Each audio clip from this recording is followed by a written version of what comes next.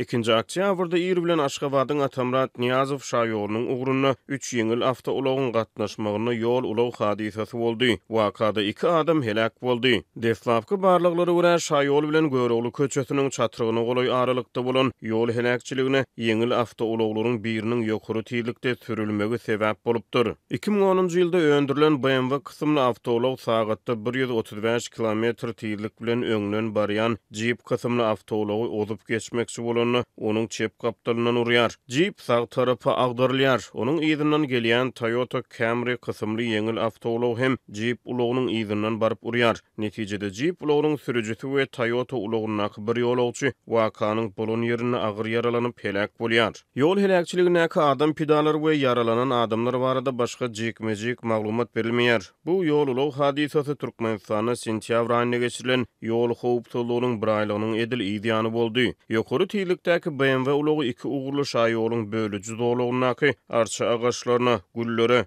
ýol ışıklandırış sütününe we 2 san ýol belgisine de ziyan ýetiripdir. Şäher häkimetleri ilkinji nobatda BMW ulogynyň sürüjisine ýoluň ugrunaky agaçlara, güllere, ışıklandırış sütünlerine we ýol belgilerine ýetirilen ziyan üçin 100 miň manat çemeti jerime töleginiň ýazyljakdygyny duýdurypdyrlar. Wakanyň şaýatlary şäher häkimetleriniň esasan ýol gyralarynaky beton erňekleri, ışıklandırış çyralaryna, arça agaçlaryna we güllere ýetirilen ziyanyň öwediniň dolunmagy ugrunda birinjilik bilen tagallaýanykdyny aýdýarlar. BMW ulogy bölüji dolukdan aşyp garşy tarafa da geçipdir. Ýöne garşy hereketden gelýän uloglara ziyan ýetmändir. Adatlyk radiosyna wakanyň bolan ýerinden gelip gowşan suratlarda ýol hadisasyna uçuran ak renkli BMW kysymly ýeňil awtomobil ulogyny görmek bolýar. Ulogyň öň tarapyna ziyan ýetipdir. Şeýle-de suratlarda bölüji dolukdan asfalt ýola tarap ýykylan arça agaçyny we awtoulogyň ýyz tarapyna bolsa bir tarapa çala egilen uly ışıklandırış sütünini görmek bolýar. Suratlar ýeňil awtoulog heniz wakanyň bolan ýerinden alınıp gidilmänkä hemde gün sähel asmana göterilip ýöne heniz guşlugy garmanka düşürilipdir. Polisiýanyň ýol gödäwçiligi gullugy Türkmenistana adam pidalaryna getirýän ýol ulag hadiseleri barada hasabat bermeýär. İçeri işler ministrligi ýol helakçylykları barada hasabatları çap etmeýär. Döwlet gödäwçiliginiň media serişdeleri hem ýol hadiselerini agdamaýar. Adatlyk radiosynyň habarçylary adam pidalaryna getirýän köçe ýol hadiseleri barada ýygyderlik habar berýärler. Şu ýylyň özünde diň Adatlyk radiosynyň habar beren 12 çemesi ýol ulag hadiselerini ýurt boýunça adynyň 35 adam helak boldy. Ýylyň dowamyna köp sany ulag helakçylyklary sebitleriň arasyndaky 20 magistrallarda bolup geçdi. Türkmenistanda bolýan ýol hadiselerini sürüjileriň ýol hereketiniň düzgünlerini berjaý etmediligi, şol sany ýokary tiýlikde sürmegi we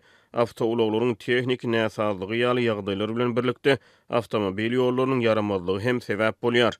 Adatlyk radio Aşgabatyň Atamrat Niýazow şaýorunyň ugruny bolan ýol ulag hadisesi boýunça polisiýanyň ýol gödäwçiligi gullugundan kommentariýa alyp bilmedi.